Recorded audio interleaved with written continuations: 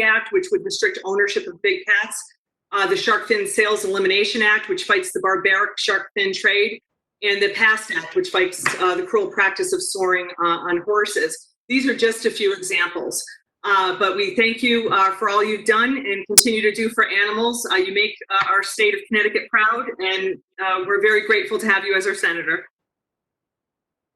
Thank you so much, Annie, and thank you for your steadfast and proactive leadership over so many years. I've been really pleased to work with you when you were in the state legislature and now in your present capacity, and really want to thank you for your leadership. And really everybody on this call, it's a all-star cast. As I look at this list, I'm kind of humbled and a little bit intimidated by the all-star celebrities that we have here, including, I think, Myra Stanfield, the Connecticut kid governor, who ran on animal welfare advocacy as her main platform, and Renee Dino, who is on the air all the time on this issue and contributes so much on her own to these organizations. And then I could go down the list, but I really want to sort of, first of all, apologize for being a little bit late. We had some technical issues, believe it or not, down here in DC with my getting on the call. I was driving down, as some of you may know, from Connecticut and ran into unexpected traffic. So my apologies for being a little bit late.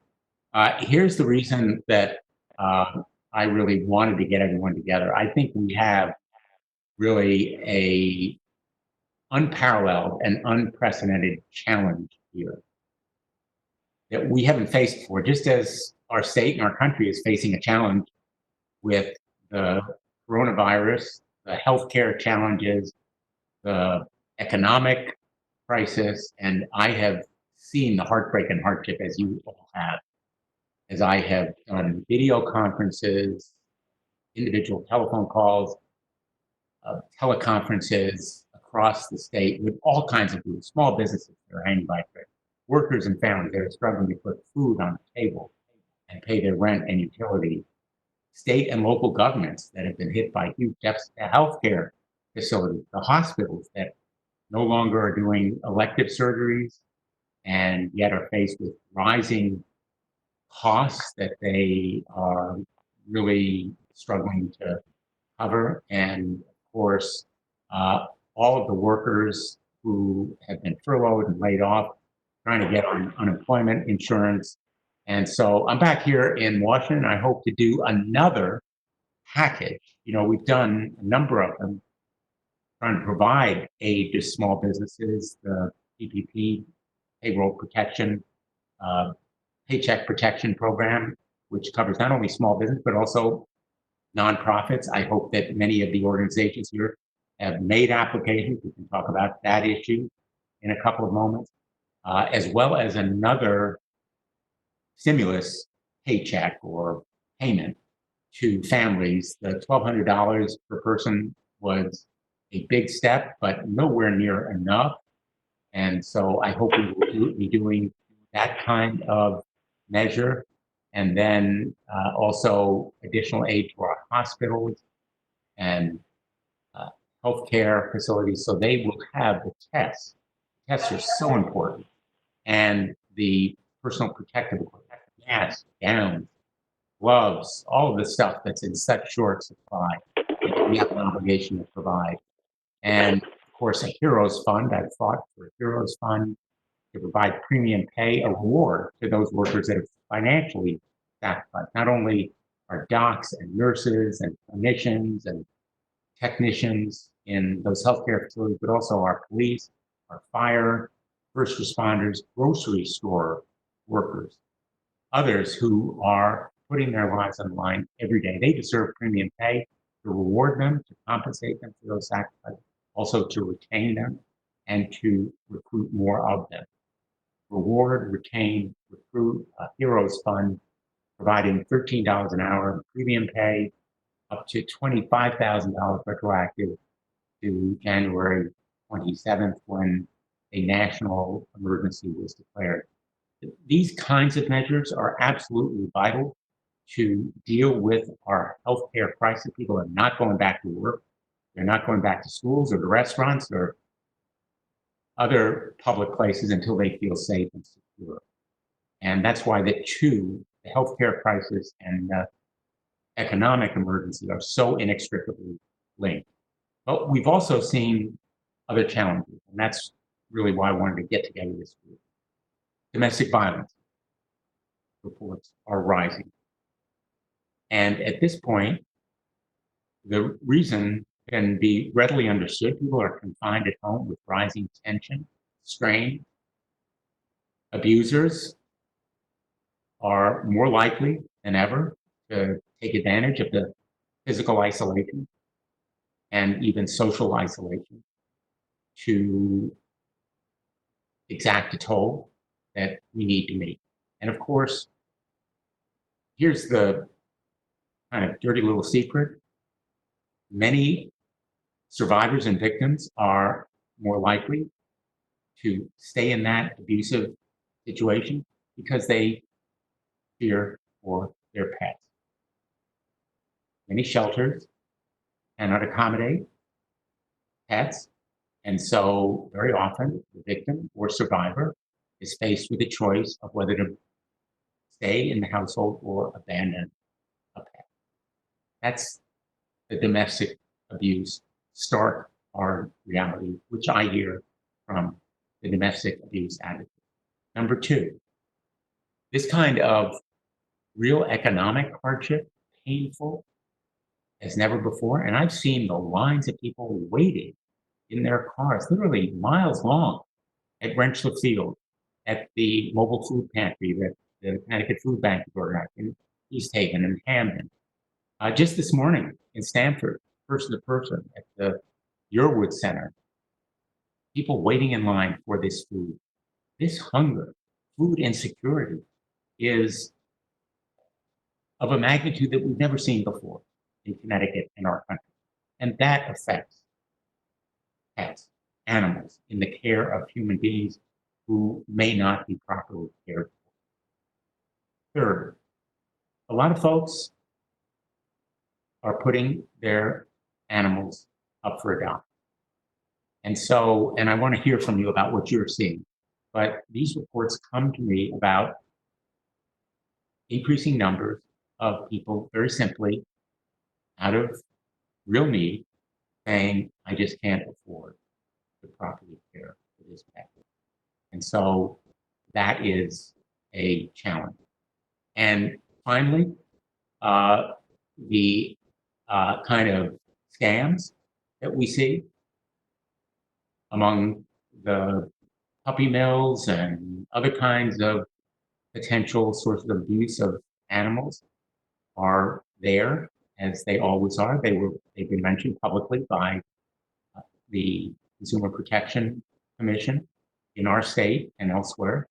And that's another challenge that we face. So all of these laws that Annie has mentioned at the beginning, whether it is the Animal Welfare Act or the PAWS Act, the Pets and Women Act, which we have fought so hard to achieve, need to be supported by funding and support. And that's why I've written a letter just this past Friday to the appropriators asking for money going into these programs so that the Justice Department, other federal agencies that provide support to our state and local agencies, as well as nonprofits, will have those resources to support enforcement and caring.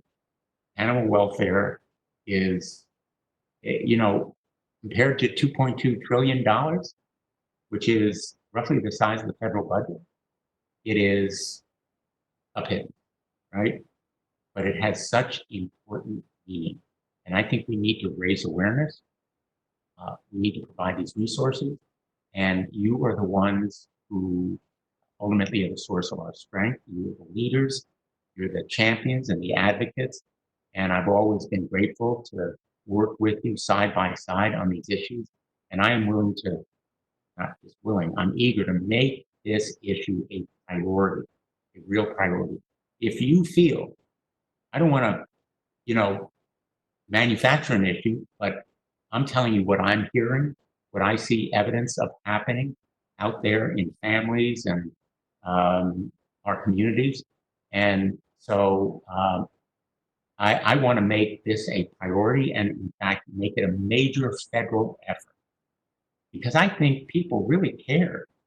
You know, I think people really, really care about animals and animal welfare and stopping animal abuse and basically providing some assistance in the way that folks are waiting in line for food for their own families. They care about their pets and their animals who are part of their family. And I think we just need to give them some support.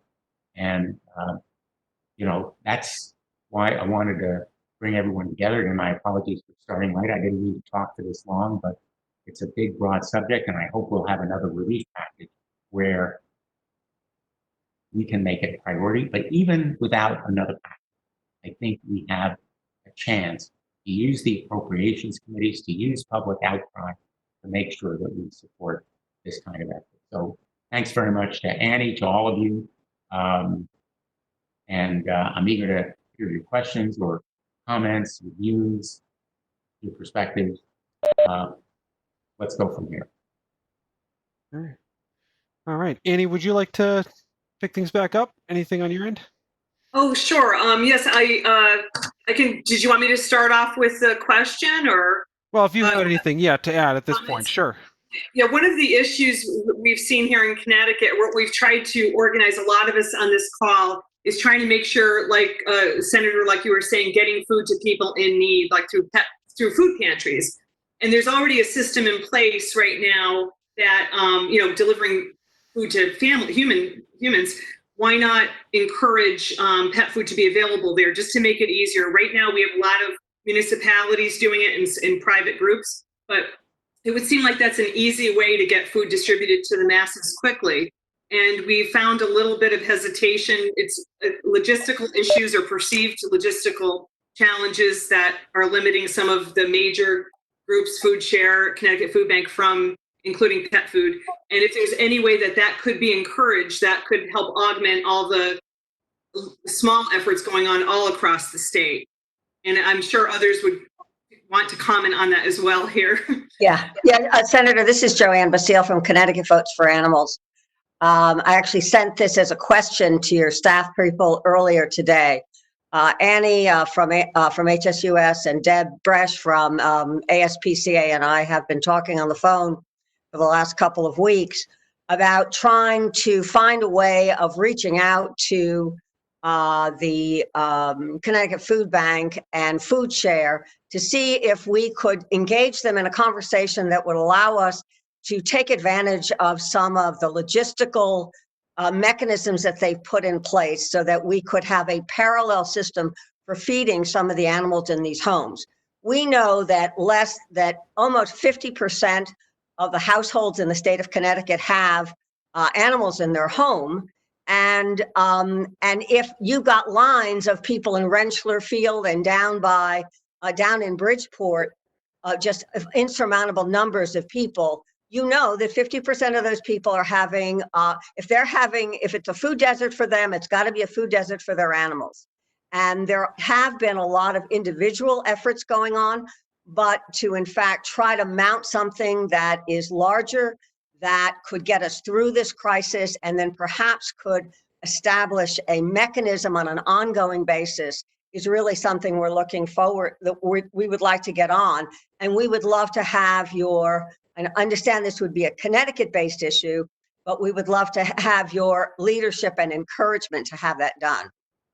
I can certainly help contact Connecticut Food Share, the Connecticut Food Bank, and explore whether logistically the same sites could be used to distribute food for animals. I think that's what you need. Yeah, I mean, I don't think it's our interest we understand their burden right now, and we don't want to exacerbate that, but we want to be able to engage them, understand their logistical networks that they have, and see whether or not we can couple with them, perhaps doing something in parallel. I think that's a very, very good question. And I'm happy to, I got very good relationships with the leadership of both of those organizations and others around the state. I guess one question that I may be asked is whether there is a source of the food for the animals. Well, Because one of the really pressing difficulties of all of these food banks and food pantries is shortages of food. And I know that that has been a problem because with the shortage, with the supply chain going on with the grocery stores, which had been a big source of overstock for going to the food banks and so on, that is no longer available. We haven't begun to explore, but I will tell you that large food manufacturers like Blue Buffalo is based in Wilton, Connecticut. Certainly, I would think if we would try to mount something in Connecticut that we could encourage an organization like Blue Buffalo to participate in its own state's efforts to feed its animals. Similarly, we'd have to go to places like the Petco Foundation and PetSmart and so on. But I understand it's not an easy task, but if we knew that there was some acceptance or interest on the part of the big food banks right now, because the food pantries, to the extent that many of them are operating, you know, as I said, there's a lot of individual efforts, but it's these big efforts that we are kind of looking at. It's a bit of a cart before the horse. Yeah. No, Hard to know which one to do first, but yeah. I think that's a good point. Well, let's explore, you know, I'll tell you, my feeling is that even if you did something individually, it would work logistically. You know, there's no real magic to these mobile sites. The word is out. People come in their cars, use a tent, some volunteers to hand out the food. And my feeling is that if you were to get the word out, you could try it. But even if there were not that relationship with the food bank or the food pantry, here's what I perceive as kind of a logistical problem. The lines right now are so long at these places. I wonder whether, you know, people coming just for the food that they want to feed their animals might be deterred. And I'm really just thinking out loud, quite honestly, so feel free to tell me I'm dead wrong, but I'm just wondering whether you might be more efficiently served by having just beginning it, seeing what the demand is, and beginning it, and then possibly merging the two. I don't know. You're right that a very large proportion have the need, have pets, have animals, but not all. And so who are just coming for one or the other might be deterred, because I'll tell you what happens at these food banks. There are lines a couple of miles long, and at the end of it, they run out of food, and people are turned away. It's tragic. It breaks my heart when I see it, because you know these folks who waited for an hour and a half, not only the wait, but they don't get the food. Their families are going hungry, and so I just worry that logistically it would add. I think this might be what they say to you. You know, we've got lines that are so long right now. We're sympathetic, but this is our practical reality.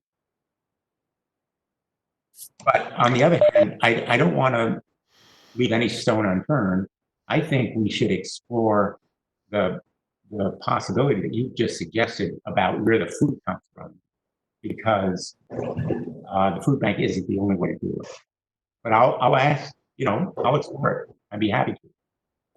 Can I say a few words about Hartford and how Hartford gets their food? Can you hear me? Yes, Elizabeth, we can hear, but before we go to you, if you mind, hold on just 1 second. We'll get to you. But we have two comments here first. I want to bring on Renee Danino, who had to weigh in on this subject as well. And then James Bias has joined us here from the Connecticut Humane Society. So, Renee, I'll turn it over to you first, and then James will follow up, and then we'll go to Elizabeth afterwards. All right, I'll keep this very, very brief. But so I'm working with Food Share and Connecticut Food Bank, and we're going to launch a pet food pantry. Everything that you're saying right now, we're getting ready to launch this right now. And obviously, I saw Annie. I saw you over the weekend at the Windsor one. But what we're going to be doing is trying to figure out what the lines. And as you've seen, Senator, the cars, if you haven't gone to one of these before, the cars just drive up and people are literally throwing the food in, and we have to constantly keep saying, okay, move ahead, move ahead. But what we're trying to do is add an additional line at the end, because a lot of times people come with their pets in the cars with them. And so basically, are you cat or dog? What do you need? And so we're trying to have pallets of food donated either at the end of some of these or at Rentschler Field. I'm trying to talk to Food Share about having a Saturday, a specific one day picked up for there. And I know in Hartford, there's a bunch of different food pantries that are going on. I'm not sure, Elizabeth, I don't know what's going on with what you guys are doing, but I know with a couple other ones that we're doing at that are on a smaller scale, like through the churches or through other establishments. But right now, currently, iHeartRadio is working on all my 11 stations across the state. Just had a meeting yesterday with Paul Shipman and with Jason Jakubowski about pet food distribution and how it can work, into your point, Senator, about how to keep it moving along. That is a very valid point, a very big issue, which is why we're thinking maybe another day would be better. Another day. So I am definitely working on this. I'm started the conversations because we want to launch this. And if I can help, I can also donate. Like Blue Buffalo, their clients, I think they were at some time, the big corporations here in the state. And I'm working with Big Y, their Pet Beyond company or whatever it's called. And then Purina, actually, on a national level. So we're trying to get them to deliver pallets of food. And we're going to donate. We're not taking any money. We're going to donate the on-air time for people to come and let them know that it's open, or promote where to donate food at any of your specific locations or whatever. So I'm sorry I wanted to jump in, but to what you were mentioning, I'm working on it right now. So Renee, can I reach out to you? Can you hear me? Renee, Yeah. I'll reach out to you after this, because doing that parallel thing was exactly what I was thinking about. Yep. But it may make, as the senator says, make more sense to do it on a separate day. And then let's talk about reaching out to people like Blue Buffalo and so on. Great. That is great. Well, I'll tell you, if this cause accomplished nothing more than putting you together, I consider it a success. And thank you both for your great work. That is so exciting that you're already moving forward. And I knew a little bit about Renee's work, but I think she's really breaking down some of these barriers that you mentioned. And I'd be happy to be part of this conversation and do whatever I can. Okay. And James, I see you're on here, so I'll turn things over to you. So I think a number of things have been brought up that we've experienced with the pet food process, and I want to start off by thanking Senator and everybody joining the call. I just wrapped up my 3rd month in Connecticut, and so I was greeted with my first pandemic and probably everybody else's first pandemic on the call today. But raw product is short for pet food companies, just like for human food, the meat product. And the major pet food distribution companies, they have shortages. They also have their retail component as well as donation. Canned food has a longer shelf life, but dry food doesn't have the shelf life. And the Connecticut Humane Society does have a pet food pantry. It's certainly not scaled up to the level that I think is needed in Connecticut right now, and it's an application process. But we have lined up some food coming into the state, and we're trying to work out the logistics and working with some of these human food pantries. As was mentioned, if you've been out to watch as the cars are going through, they're just throwing food into the trunks and into the back hatch. With pets, it's a different process. You have the dog, cat. Are you talking about younger or senior? And even some animals that are on a special diet. And so, and then still trying to maintain social distancing. So some of our distribution, we've been even using Chewy.com to send food to people, so that many of our clients don't even have the ability to hop in the car and go to one of these sites. So I do think that it's going to require a menu of options, and then just dealing with the existing challenges right now, which is having product and the type of product that's needed. And, our sense is this isn't going to be going away anytime soon. So, I appreciate everybody's efforts, and, all of our processes that we were doing 4 months ago are changing almost daily in how we're going to be dealing with this, and trying to figure out how do you meet the needs across the state and not just in the major metropolitan areas. Well, that's a really great comment, James. And as you know about the Humane Society, the Connecticut Humane Society, this kind of need has been with us, and as you say, it will continue. And I've been to the food pantry, for example, when there was a government shutdown, and it was so important to provide that kind of food then, as well as all the other services that you folks provide. So thanks for being a part of this call, and thanks for your comment. Well, Excuse me, Senator, and I know there's a lot of. Can I Go ahead. This is Roz. I'm the Wolk Animal Control Officer. The only thing with this is, and I hate to be like Debbie Downer on this, I appreciate the fact of the large scale, the food pantries, the Rentschler Field, and all of that. The other thing that we have to remember on this scale is we need to also include the rural areas that to where we service, our local food pantries and our local residents on a smaller scale, so that we can also continue to keep our relationships with our residents that have these animals, so that if there's something else going on, if there's something more they need, that they feel comfortable and they have that relationship with their local levels, that they don't lose going through these lines, that we're able to still communicate with our residents and that they feel comfortable. So like I said, if there's more than just food, or if there is another situation going on during these current times, because there's a lot of things that we're not seeing now because everything's happening behind closed doors. The people aren't out in the public, and we're not viewing things to the scale that we were prior to this pandemic. We need to also hit these, like I said, our local areas in order to maintain the relationships with our residents, so they're comfortable enough to come to us. They're not just going through a line. I don't know if that makes sense to anybody, but, we service our local residents with food through different places such as Bizzuto's and Costco, Pet Value, the smaller companies that are around that help us do this. And then you have to remember, people aren't comfortable a lot of times coming to animal control because they think they're going to get in trouble. So we also supply our local food pantry to give people food for their animals. But we can't lose that grassroots relationship with our residents.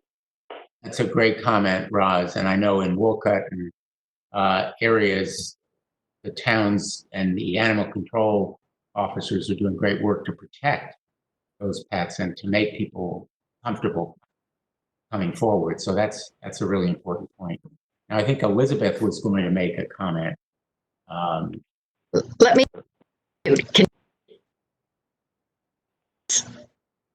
Can you hear me? We can hear you. Abby, Ada Pet in Hartford. Okay. There's three issues with the food. I can speak to is what it's like in the cities, and there's, at least in Hartford, and there's three steps. There's the acquisition of the food, there's the warehousing of it, and then there's the distribution. And the way it worked with Ada Pet, because I'm familiar with Food Share, is the Food Share trucks would come to the mobile sites in Hartford, and Ada Pet volunteers would join them. And after people walked through and they got their human food, they would then come to us and we would give them cat food and dog food. It worked very well. We serviced about 100 people every time they came, which was twice a month. But that became just so burdensome for a small group like us. So think of us as a small pantry. So then we approached Food Share and we asked them if they could distribute some of the pet food when they came to the mobile sites. Where Food Share has a real strength is in their warehouse. They have a lot of space, and they very often did get pet food. So if a company would give a lot of pet food to a place like Dogstar would call Food Share and say, "You've got the space. Please keep the food," because none of the small groups, and certainly a group like us, couldn't have it. So Food Share has the place to warehouse. With us, they also tested a couple of times doing a distribution of pet food when they were doing human food at the mobile sites. It worked extremely well, and then it stopped. And I can't address why that stopped. But here are the issues in a place like Hartford. You have language problems and you have transportation problems. Anything like, I'm thinking of the Connecticut Humane Society. I love the idea of your pet pantry, but that form is only in English. It needs to also be in Spanish. Also, people in Hartford have no transportation and no way to get to Rentschler Field. They have to be served in their community, in those mobile sites, and they really do depend on it for the food for themselves and for the animals. The final comment I want to make is, I have not seen people in the city abandoning their pets. It's a beautiful thing that they aren't, because they love them. And especially right now, those animals are really key to their stress level. But what they're doing is they're feeding their animals the food they should be eating. So they're getting the chicken or the beans and rice or the macaroni and cheese. And they're not eating as much of that nutrition as they should. They're giving it to the animals. What's going to happen is that the human food source will be depleted faster, I believe, if we don't make it possible to distribute both pet and human food. So those are sort of my observations from working at Eat a Pet. Great, well, thank you. Those are very meaningful. Particularly the point about language, transportation difficulties, and needing to go into the communities. I think that's a really important point. Right. Other comments? Hi, Elise McConnell, president of the Connecticut Municipal Animal Control Officers Association. And I kind of did a general poll with a handful of different animal control officers. In our kennel, we have I think one or two animals right now. And we have not, everybody's calls for services and impounds that I have talked with, the numbers are lower. So we're not seeing right now, we are not seeing where people are trying to relieve themselves of their pets. The other thing is a lot of municipalities, as Roz was saying, is we service our communities. We have people that call us up. We have people that we go through and we will go and deliver food to them. So we have people the same like Eat a Pet, where you service where you are. We also partnered up, and I think it's really important for some towns to go through. My dog's going to make an appearance here, I think, to go through and to work with the senior center, because senior center is a huge course of, distribution. We're very fortunate where our senior center takes in some of the overflow donations that we get, and they're able to distribute them out to the community, which is fabulous. We worked with Connecticut Humane came in and did a program, and they dropped off some food, and they were able, that department was able to distribute food out. So it is very handy, and it is extremely helpful. So I think on a local level, I haven't been getting very many phone calls. We had a bunch of people. I tried to line them up on Facebook that if they had food, because my department right now, I have to follow my department regulations, and they don't want us touching anything. If we can, any forms that we can email to people. So because of that limited contact right now, and knowing that my building is a first responder building, that's putting a burden on what we normally help people out with. By showing on our Facebook page, if you have food to donate, touch base with, put out there what it is that you have or what it is that you need, connect with that individual. That's also been working, but also having the backing of other organizations and knowing that there's other organizations that are still doing food donations. But it is very frustrating that sometimes with human food that they're not distributing out pet food when that's like tangible, it's hand in hand. So thank you. Thank you. Thanks for all your great work in Manchester and all of the animal control officers you represent. Thank you. Thank you. You guys are first responders and frontline workers, so we really appreciate it. Thank you. And to Roz, too. Thank you. I just wish we were recognized as first responders. If I may make a comment. The town. Yeah. Go ahead. And echoing what Roz said about a local approach, and a lot of communities, what Elise just said, partnering with their local social senior services and Meals on Wheels, things like that, which is really vital because those are precisely the population that needs it the most and they can't get to these events. Just this past weekend, Renee mentioned Windsor did a great event, but what they're doing, they had a large donations of food from Amazon, and Amazon is in locally in this area. And huge, they're well stocked, but instead of just confining it to Windsor, they did a regional approach and invited local towns in, another ACO, which covered a couple extra towns. So maybe that's the way things can be worked out, where we can do regional approaches to reach out to animal control entities. Great. Okay. Let me ask what we can be doing in Washington, D.C., and the federal government, what the state of Connecticut could be doing, that it's not what the public sector should be doing to aid all of the great work that you folks are doing. And I'm going to be reaching out to Food Share and Food Bank and really saluting their work with Renee and others here. But I mentioned some of the efforts that we're trying to push at the federal level, and maybe I can just open that question. What should we be doing more or better, or that we're not doing now? Okay.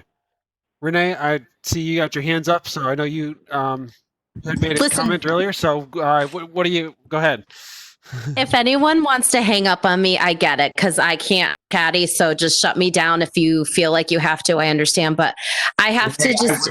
I wouldn't know how to shut you down or hang up on you. But like If everyone on this page that I'm looking at, from Zilla to Jody, I just hope that you'll know that I respect you and I think you're amazing. And I'm feeling emotional because I have 11 radio stations, plus I work at the TV stations. And so I'm a one-person department and I'm getting emails and Facebook messages. I have a folder that's got 3,000 emails in it from people across the state about their pets. And here's how I think, Senator, from a media standpoint, and I'll let the experts deal with the pet standpoint. But as far as the pantry and the things, I think each in town, and Roz, I know you're there too, having your local pet pantries and going in, that's a great way to do it. And what I want to do is go from town to town and help fill those pantries up. But I think there needs to be some money spent on the link between domestic abuse and animal abuse during these COVID-19 times, because there's a lot of commercials about, domestic violence, and there's a lot of commercials about how to get help. But I can tell you right now that I just spoke with, I have 5 animal control officers who wanted me to give messages today that I spoke, and I've gotten permission to say this, but there's one girl who called her ACO, her boyfriend was laid off, and he's beating their dog now. And then they can't afford to feed him. And then when they went to go get help, she shut down because she's afraid to leave her home. She's afraid to lose her dog.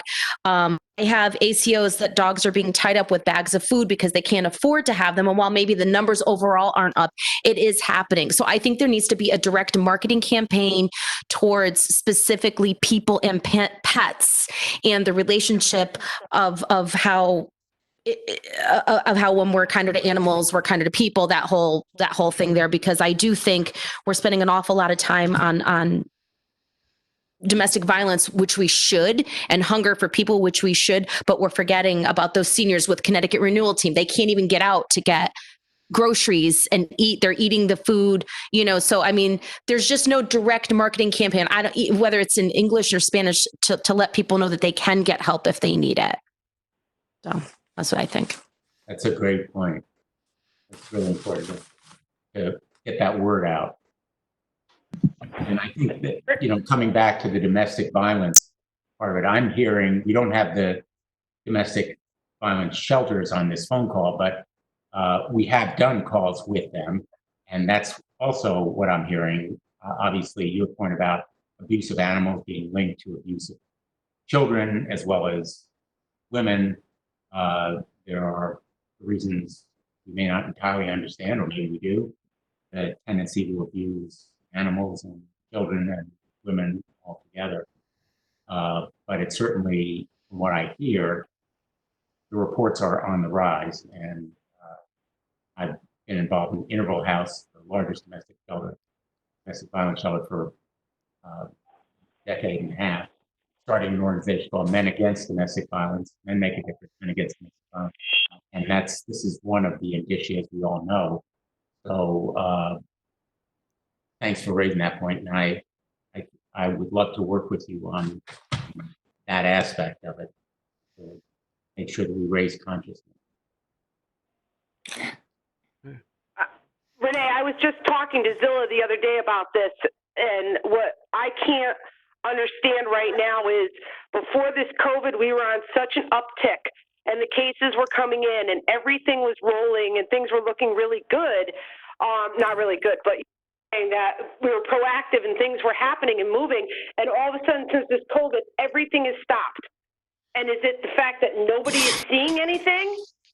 And I agree with you about that campaign needs to be done, because it is just, the numbers have just dropped off, and I can't physically wrap my head around what is going on out there in the world right now, because we know it's going on. We're just not being told or not seeing it. So I think this campaign is a huge thing that needs to be addressed. Yeah, you're absolutely right. People are shell-shocked. Just economically, people have never seen the bottom drop out of their lives before. Mm-hmm. In social terms, the isolation, the fear, the anxiety. I've been, as I mentioned earlier, I've been on the phone with people individually, because I've given out my cell phone number. By the way, I'll give it out here, 202-641-0532, 202-641-0532. I'll give it out again before we finish.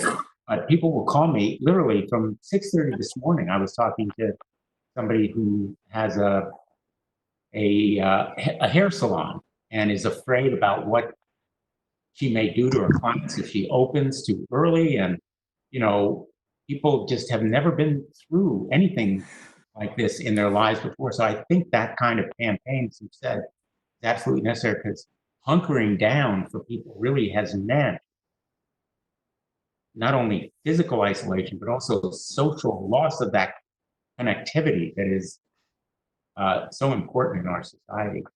Particularly for the other thing that's going on right now is we don't have the support from the court systems, because the court systems are shut down. Yeah, that's so the arrests aren't being made, or they're given misdemeanor summonses, or they're given summonses which are backing out until June, July, August. So the law enforcement end of it, their hands are tied as well as to the actions that they can take. Myself working directly with the police department, I'm hearing 2, 3, 4 calls a day in regards to domestic violence, or, situations at home like that. But the law enforcement and their hands are tied, because the court systems are basically minimalized at this point in time. Yeah. So it's a chain reaction. It's a water effect. Yeah. If I could just jump in, this is Andrew Granovi from the LTA, and Senator, thank you for bringing up this issue about domestic violence. I work on federal issues here in DC, and I know you are a longtime supporter of the PAWS Act. I'm glad to see you are supporting increases in funding for that grant program. And I know that's something that the ASPCA has worked on for a long time, along with our, I know we have some colleagues here from the HSUS and from the Animal Welfare Institute here as well. And I know I'll definitely happy to follow up with your staff here in DC on how we can be helpful to ensure that those grant programs get that funding that they need. So thank you again. Andrew, that would be really wonderful to have your help and support on this. Would be really valuable. Thank you. Great. Appreciate it. Thank you. You guys have been wonderful allies in all these battles for as long as I've been in the Senate and before. Right. Yeah. Well, we appreciate it. Glad to be working with you on this. Thank you. Now, Zilla, I see Zilla's on the conversation as well. I don't know if you'd wanted to add anything, Zilla, to Roz's comments before. You'd made a comment in the chat. So anything would you like to add to this? Oh, maybe can't hear. I think your microphone might be off on your end, Zilla, so you may have to. She just texted me. She's trying to get into the conversation. Yeah, it seems like her microphone's having a bit of a problem. There, turn on your microphone.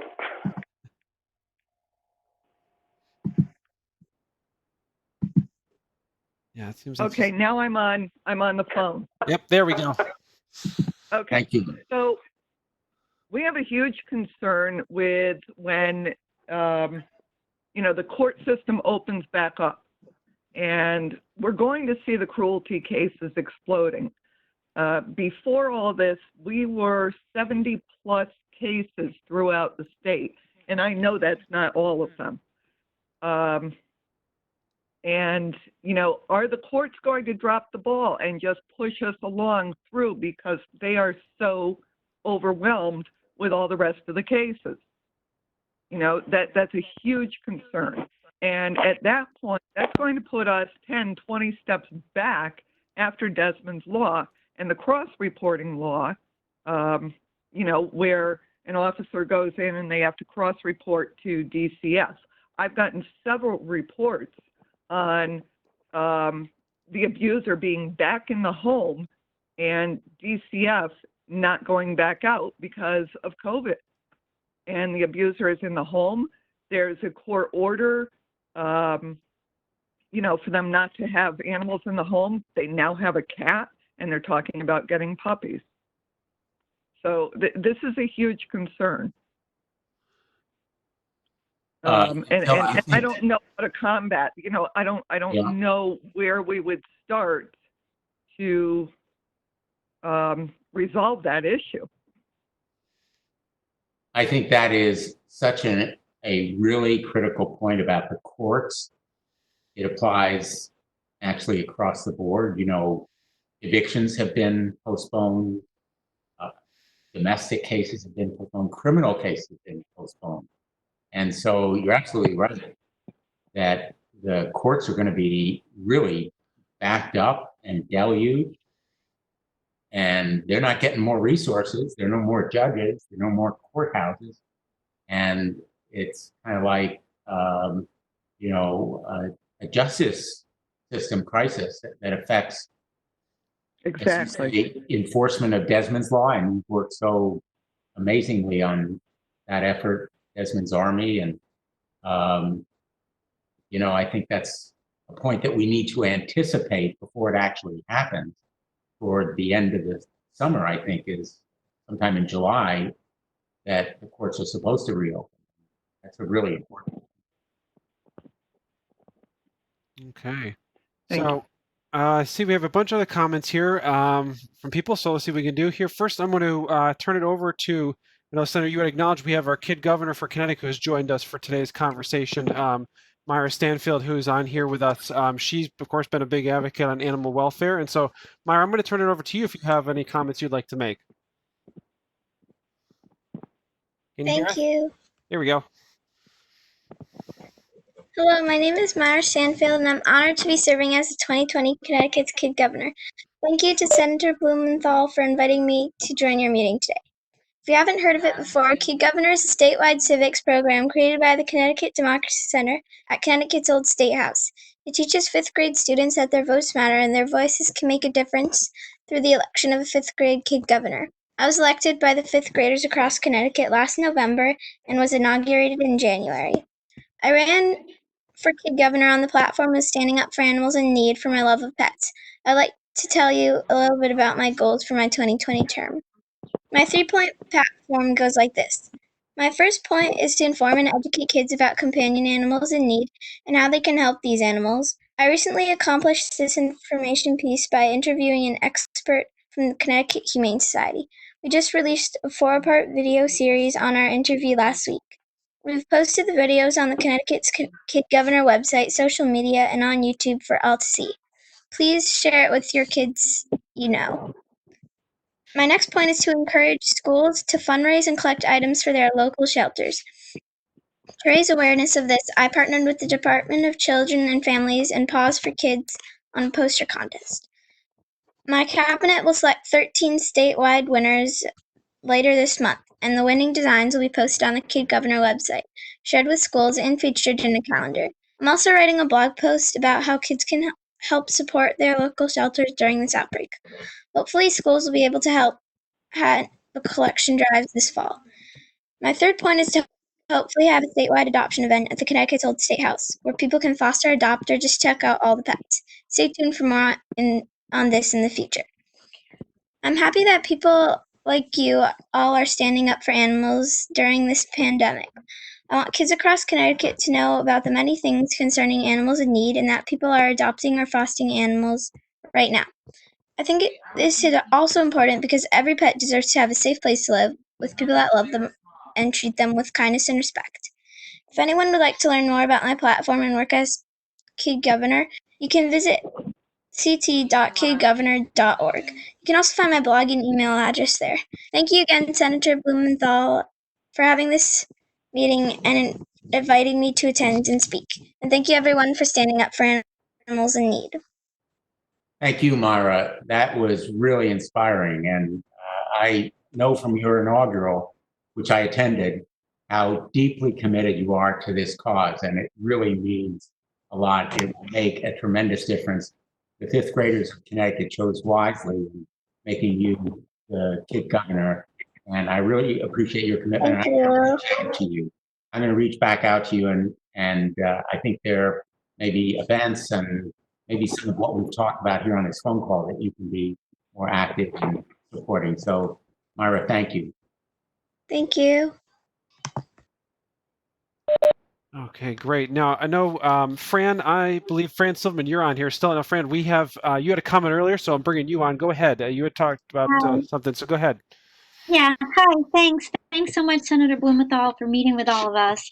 Friends of Animals has been working on a macro level about this issue, zeroing in and corresponding with leaders at the UN and WHO, and we wrote to the Secretary of State because our concern is to prevent a new pandemic, and also the concern for wildlife. And we were hoping to get some help from your office in the U.S. taking a leadership role. Right now, it looks like WHO is wavering on closing wet markets, which the coronavirus probably transmuted from a bat to a pangolin or someplace else. As you know, a lot of this wildlife it's not actual food for regular people. It's often a luxury item, and I think WHO is looking to regulate markets, but there's no regulating how disease will transmit.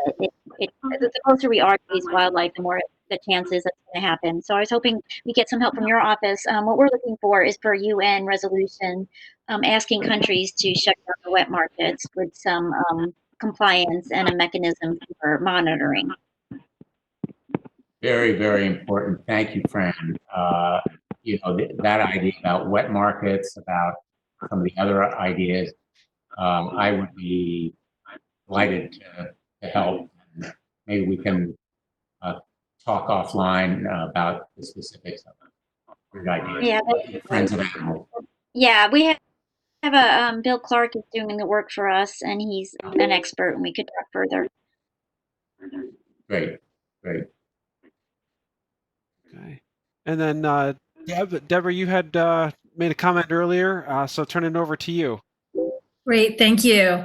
I'm Deborah Bresch with the ASPCA. I'm Andrew Benovi's colleague, Senator. And I'm actually reaching out to you regarding the puppy mill issue. I'm sure you're aware that we've been working for a long time on this question in Connecticut, and the particular COVID connection is that the USDA is issuing licenses to new breeders. They're not doing inspections, but the heart of our concern is that this is they're issuing licenses to facilities when there probably is not a market for those particular dogs. Things are erratic. The stream of commerce is really committed to the supply of essential services now. Veterinary services are hard to come by under the best of circumstances of the moment. And so really, we think that USDA should be focusing its own resources on ensuring the welfare of dogs that are currently being held by breeders. And we were wondering if you could help us out on this issue. We have reached out to the USDA on it. That absolutely right. I'd be happy to work with you on it. There is already, as you know, a National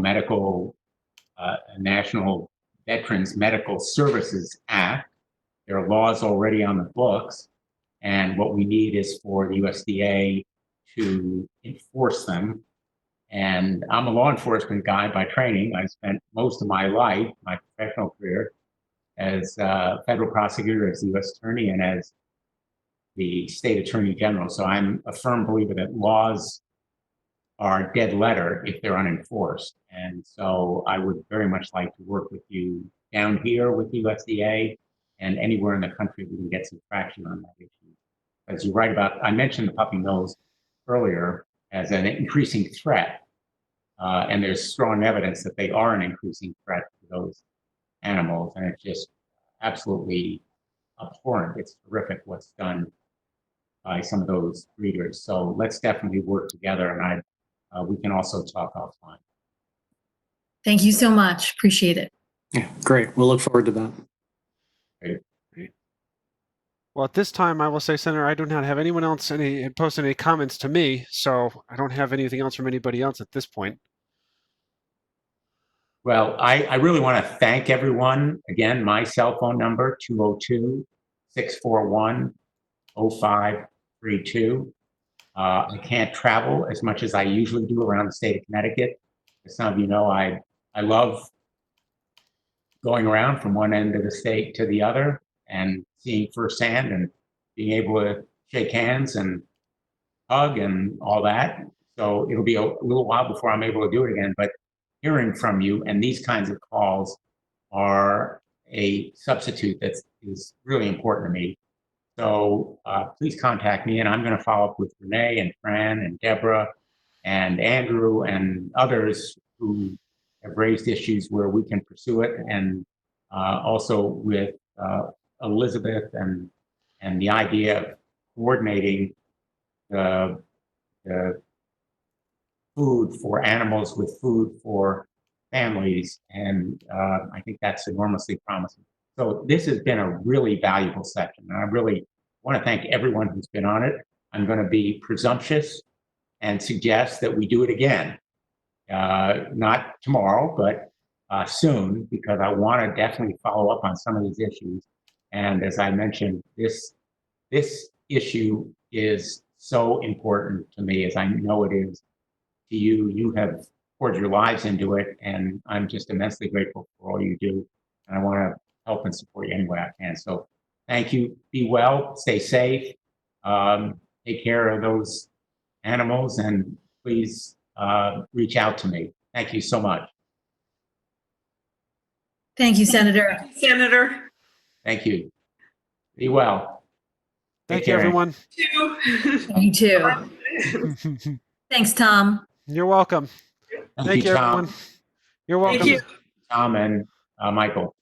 You're welcome. And Annie, I will make sure I'm going to get you a copy of the recording for this if you'd like one as well. We'll make sure we'll share it with anybody else on this email chain. You all should have my email from the invitations that went out, so feel free to send me a note.